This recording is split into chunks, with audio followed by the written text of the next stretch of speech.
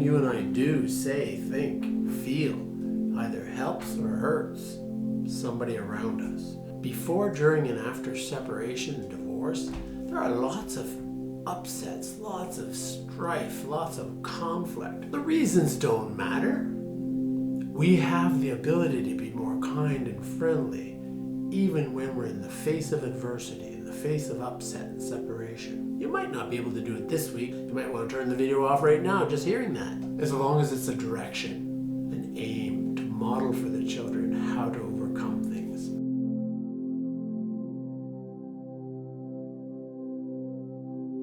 Thanks for being open to watching this video on how to adjust well and how to encourage your family and help your family go through a separation and divorce. You might not be yourself very aware of what's going to happen next. You might be feeling all kinds of upset and anxiousness and anger. You want to find ways to manage your own stress, your own emotional roller coaster, so to speak. Finding ways to smooth that out and slow down the pace, and being cautious and careful not to exacerbate or magnify the fight.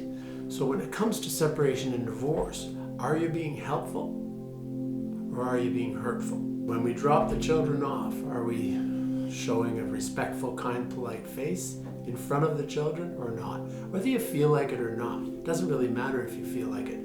Think about what you're modeling for the children. Arguing and fighting and conflict is the very factor that contributes to poor outcomes in children. Not the separation, divorce necessarily. Sometimes we don't get along. Sometimes we can't live with people. We can't live with people even that we love sometimes. So we separate, live elsewhere. When you have children together, you've got to dig deeply and find out how we can still be friendly and polite. What happens if we're not? It raises the emotional intensity. It actually can raise cortisol in the adrenal gland. Children can be exhausted, their attention spans can be reduced because the stress is up and they're worried about what mom and dad are doing. All kinds of questions will be arising. Where will I live? Who will I stay with? How can I still be friendly with dad when mom's not happy with him? Or friendly with mom when dad's not happy with her?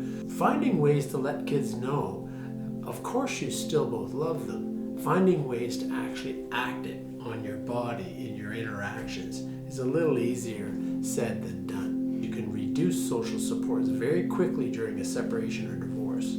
Children might no longer have access to aunts and uncles, friends and relatives, so making sure they still have access, even if it's a little extra transportation. Rescheduling our lives, our work, our play, all requires some sacrifice in order to make sure that children have a more comfortable, relaxed experience of the new dynamic, the new family makeup.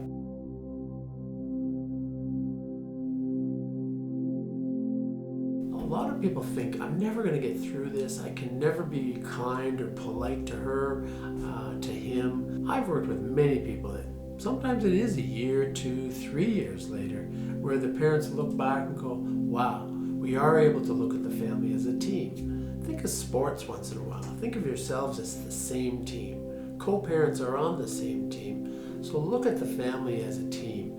And those little players that you have there, they're not going to do well when the coaches are talking out of different sides of their mouth, coming up with different game plans. So you will be working toward similar game plans. Each house doesn't have to be exactly the same. Keeping the routines as close as possible helps, of course. Thinking about a year down the road, 2 years down the road, you will adjust well, and your children will be able to come back and forth from moms to dads, to grandparents, to aunts and uncles, with that tension level being in a manageable range, as opposed to nervous about who's going to be upset at who and blaming and finger pointing. Blame and finger pointing are some of the most common things that blow right out of proportion after separation and divorce. Watch for alienating types of behaviors as well. A lot of people just start doing it and they don't even plan to do it. They just, your mother, your father. Just face tones like that can send out a message to the kids. Oh, maybe I shouldn't like them either. Little subtle behaviors can alienate the child's view of their other parent, can diminish their view and diminish their hope and their optimism about the future.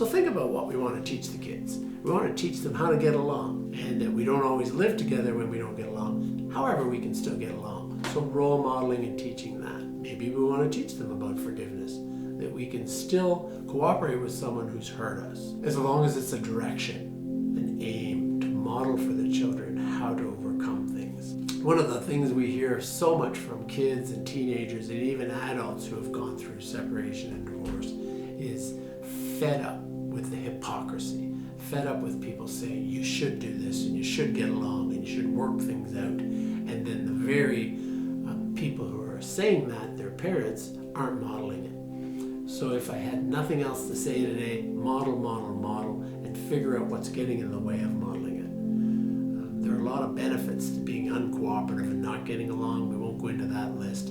However, the benefits of getting along, cooperating, and improving after separation and divorce range from teaching children how to have healthier relationships, teaching them healthy conflict resolution, teaching them forgiveness, compassion, grace. They're also teaching them to be optimistic and hopeful in other people's ability to improve and change.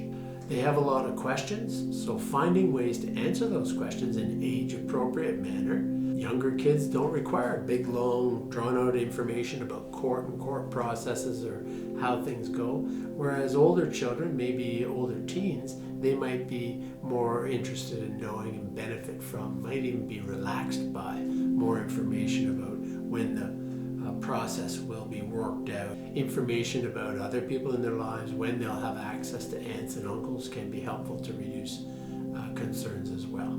There are resources out there to help you figure out how to get along better after separation and divorce. Cooperative Parenting and Divorce is a useful book by Boyan and Termini. There'll be a link below on the bottom of this video. If you'd like to see a little video on how to solve problems a little easier, look at our video, the link above. You're not the problem. It has the PEACE problem-solving model, and you can get 5 quick strategies for solving a problem. Thank you for watching this video. Thank you for subscribing. Hopefully you are subscribing. And if you have comments or ideas of specific things that you'd like us to do a video on, send us that as well, and we hope to do that. Take care out there.